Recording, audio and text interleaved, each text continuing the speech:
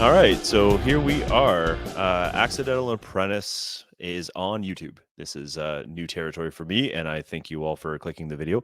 So, who is Accidental Apprentice? What is Accidental Apprentice? Why does this matter? Why do I think this is value to add to you? I'm going to cover all that in this video podcast, and we got a bunch of these coming down the line. So, the history of Accidental Apprentice podcast. I guess to introduce myself, my name is Adam Melnick. I'm a heat and frost insulator. So I'm a certificate of qualification holding heat and frost insulator in the province of Ontario. So I'm a skilled trades person. I completed an apprenticeship to get there. I didn't get there an easy way or a normal way. And because of that, I put a lot of energy and effort into things across my career to help others figure out how to get into the skilled trades, apprenticeships, why to get into apprenticeships and skilled trades, and help to figure out if apprenticeships and skilled trades actually are for them, clear up some stigma, help people reduce some barriers, and get people, not just the individual, like the participant, the student, maybe the person who's thinking about changing their career, but also to help the parents, the influencers, the social circle around the individual who has a lot of power of influence on someone's career as they think about what they want to do, looking for advice, tips, etc. So uh, I was encouraged by many to jump onto YouTube and to do the video podcast style, which I really enjoy taking in a lot of fronts. And so, with a little bit of hesitation, but we jumped into it. Part of the reason was my home studio. So, as you can see, my home studio is a renovated studio or renovation studio. So, we moved to the country about 5 months ago, outside of the city we were living in. And so we bought 10 acres, bought in the country. No, I'm not homesteading or anything like that. Actually, we just we found a house we really liked, happened to be on a little more land than we wanted. And so we moved here. Really love it, appreciate it. But we have things to do like an entire basement. So furnace is brand new behind us. And I thought was kind of fitting considering I'm a mechanical insulator who insulates ductwork. So yes, that will eventually get insulated as we're sitting here talking over this series of videos to come. And we have some guests that will be joining us, and everything will be video and virtual, which is kind of fun. There will be a few live segments as well. I've kind of got planned out for the year, so I've done that before. Speaking of which, Accidental Apprentice actually is a podcast series that you can find on Spotify. So there are 26 episodes on Spotify. I'll link it in the comments below. Feel free to go over there and listen to the conversations I've had in the past. We are talking 6 years ago.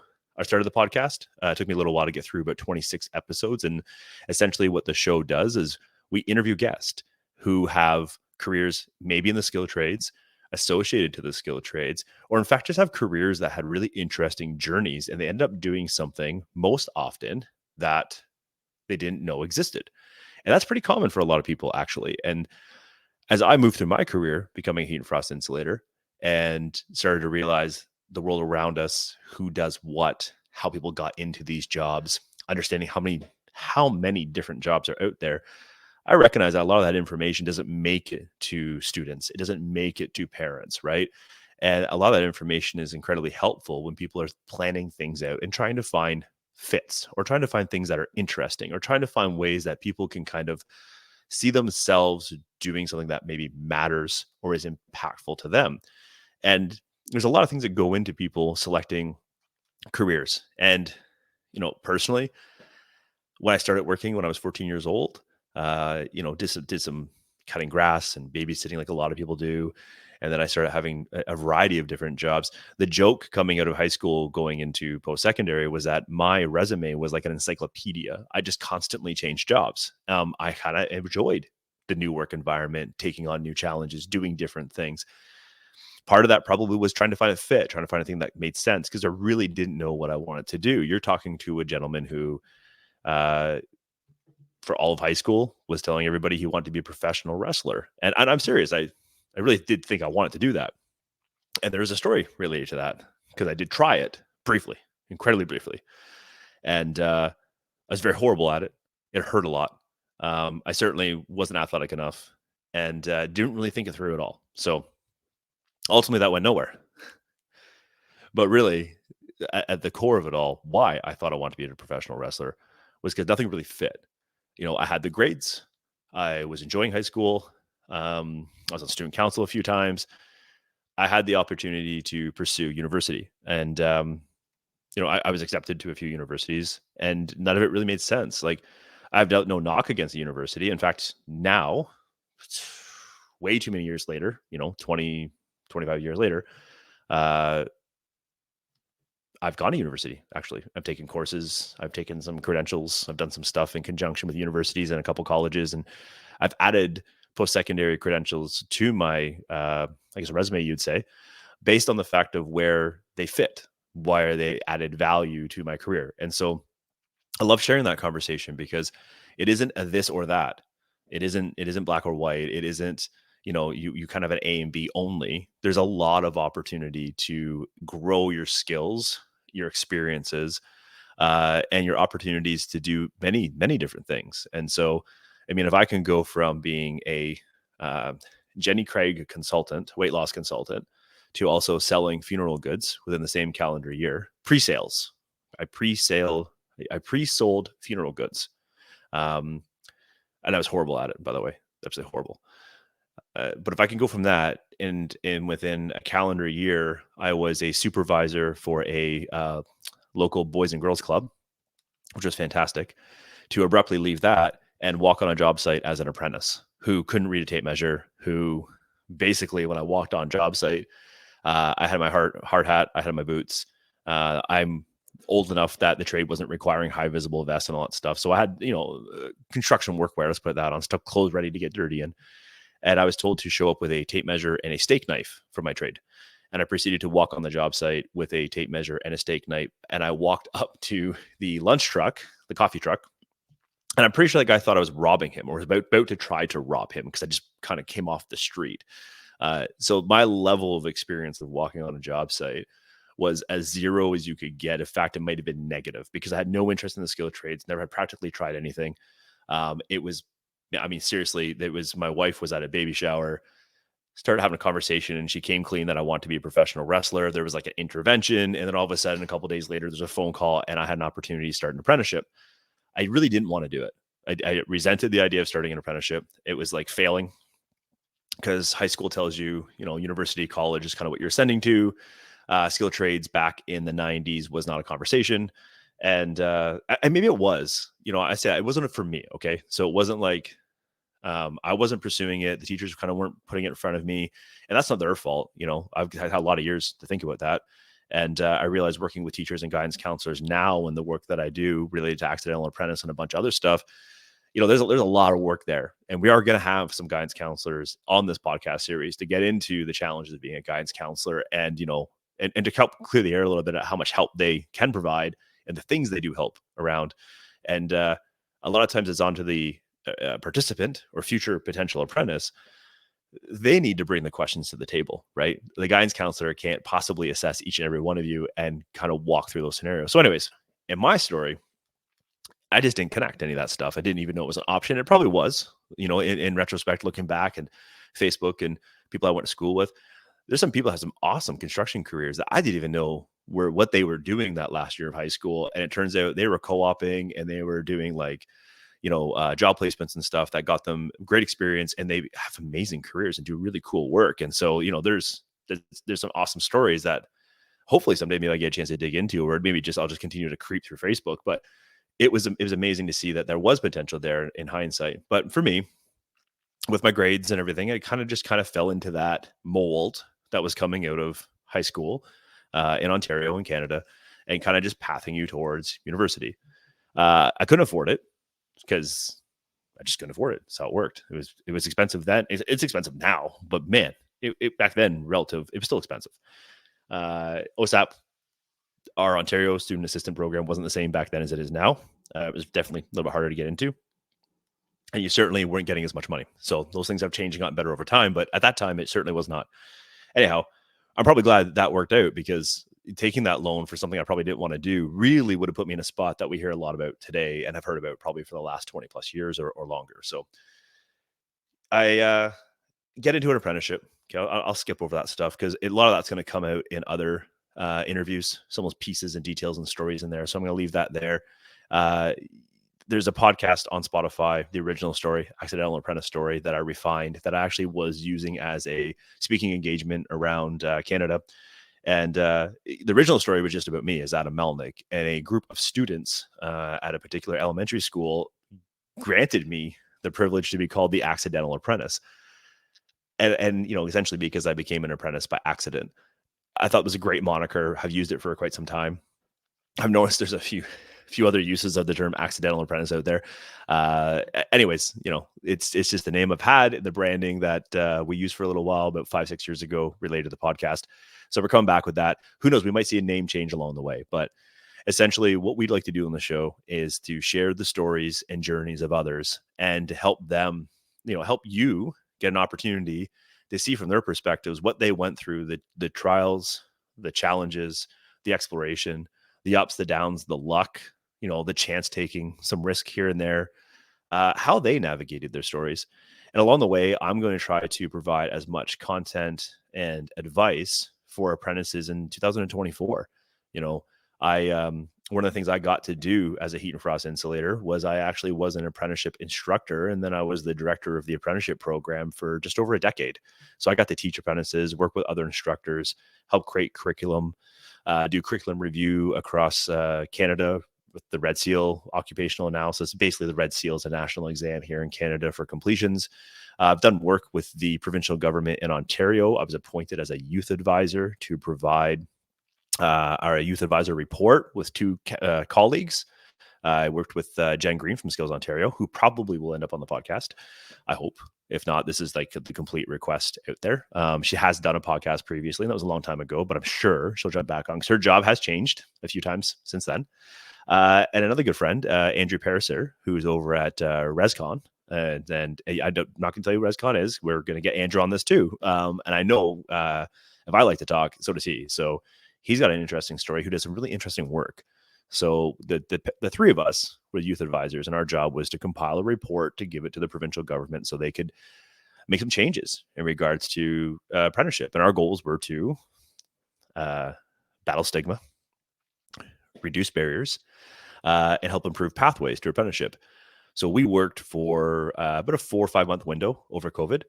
And we interviewed like over 400 stakeholders across the province, people who work and support apprenticeships, apprenticeship training, apprenticeship pathways, all those pieces related to it. That could have been from education, that could have been from colleges, post-secondary training centers for the different trades, the unionized training centers.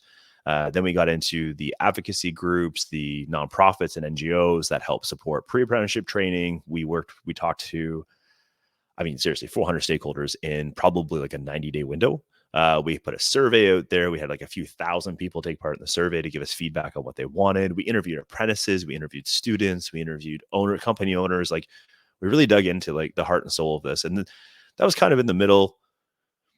I stopped the podcast before that, and then we got into that. And it really opened my eyes to a lot of inner workings of apprenticeship across across this province, across the country, and even somewhat internationally.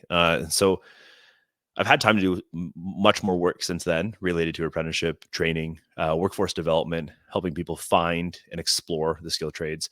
I've been privileged to work in some really neat environments with really amazing people, to be honest with you, who have taken and given space for me to really come up with some crazy or creative, however you want to call it, kind of outside of the box ideas. And through their ingenuity, through their efforts, things have become funded in terms of web-based programming, software, sites, et cetera, to help people be connected to applying to skill trades, researching skill trades, gaining essential skills, gaining, necessary entry-level skills. Because that's kind of where the big gap is that inside education, that, and it's not, again, I don't want to say this like I'm saying it's anybody's fault, but inside education, there's a lot of gaps in terms of trade related information that would help individuals accurately be prepared to start a trade.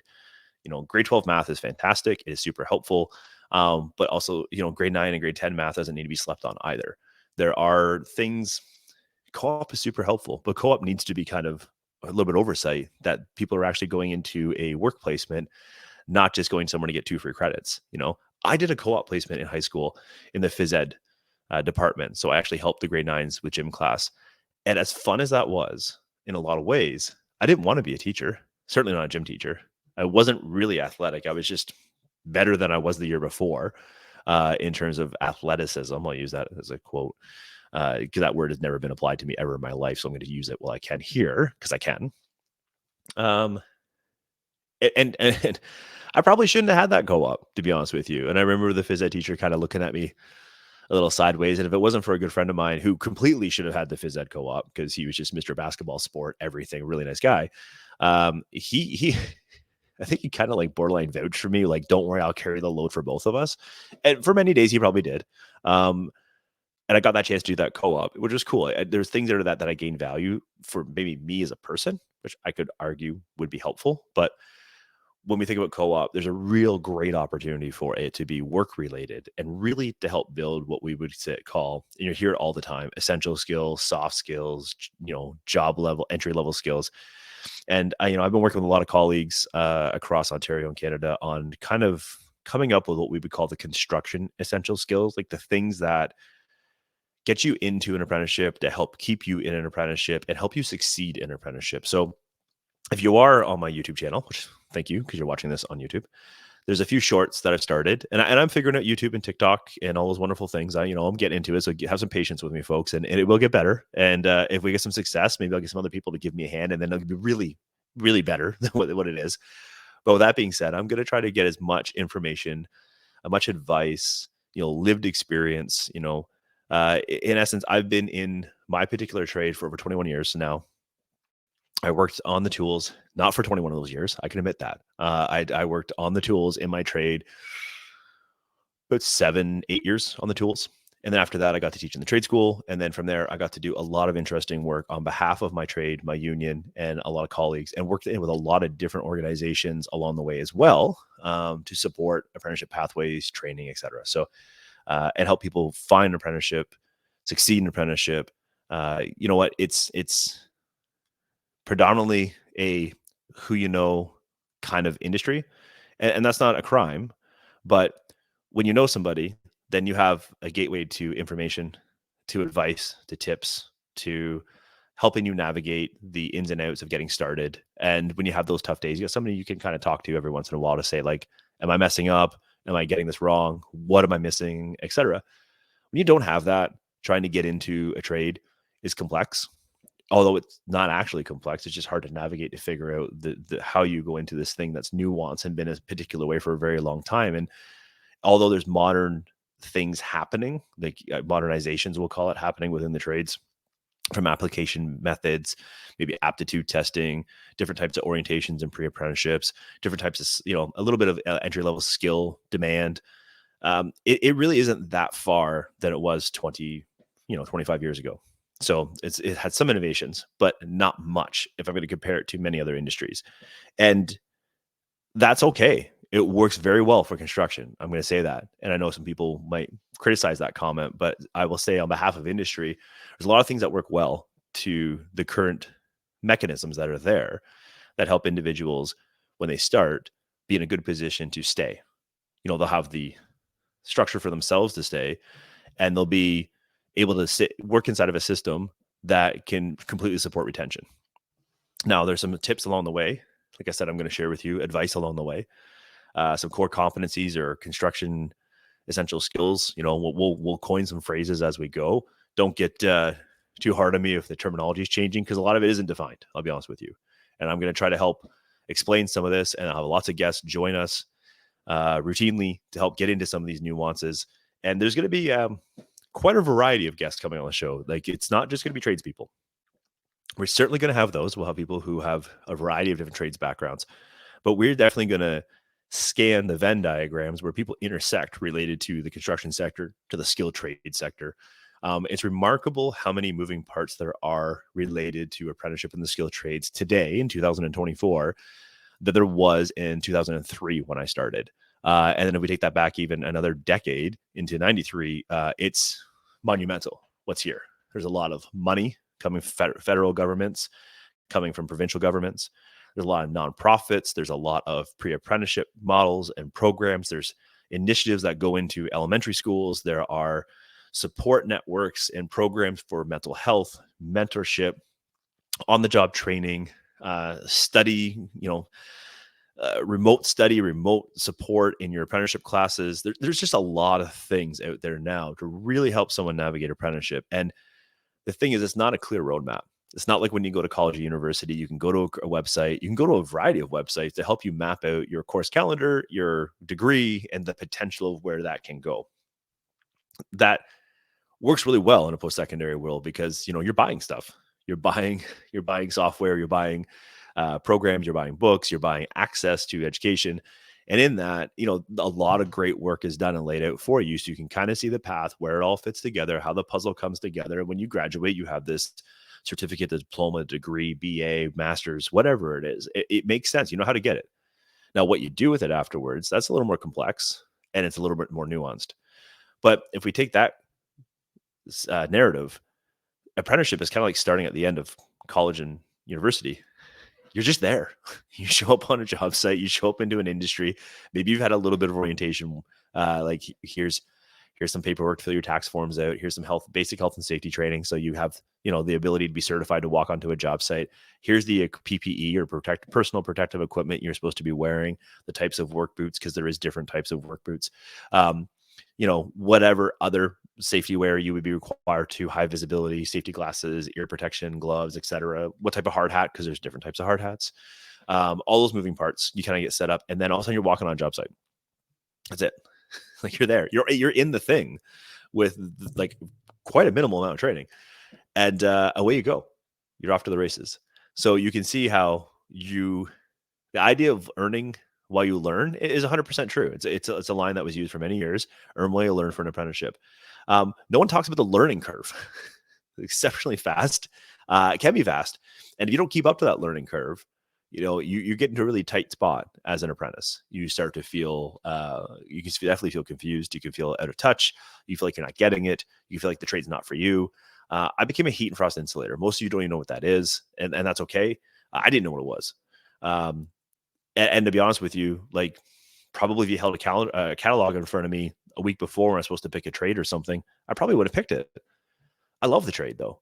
It was a trade that I never knew about, and I never knew anything how to do it, anything inside of it, what to do, how to do it. And the trade took me for a ride, and I kind of just took the ability to open myself up and all my experience of different jobs and bouncing through jobs. I had no idea what I was doing, selling funeral goods.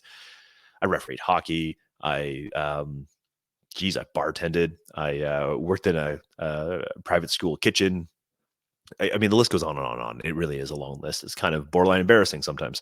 But in that cavalcade of work experience, I was able to take one important thing is like every job is different. So let's just go at this because it's different. Let's see what we can do with it.